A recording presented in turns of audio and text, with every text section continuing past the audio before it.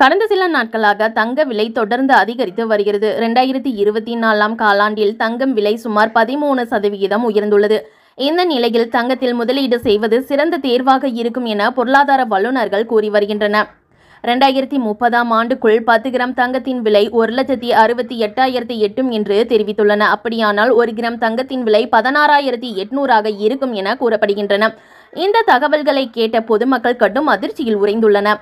தங்கத்தில் இந்த கடும் விலை உயர்வுக்கு சர்வதேச அரசியல் நிலவும் பிரச்சனைகள் முதல் உலக பொருளாதார மந்தநிலை வரை காரணமாக கூறப்படுகிறது.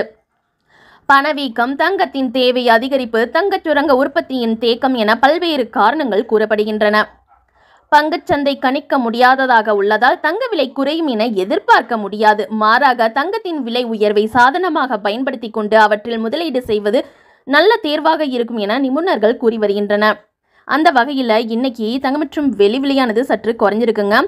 இன்று ஏப்ரல் 22ஆம் தேதி 22 கேரட் தங்கத்தின் விலை கிராமுக்கு 40 ரூபாய் குறைந்து 1 கிராம் 6,845 ரூபாய்க்கும், சவரனுக்கு 320 ரூபாய் குறைந்து 1 சவரன் 54,760 ரூபாய்க்கு விற்பனை செய்யப்பட்டு வருகின்றன.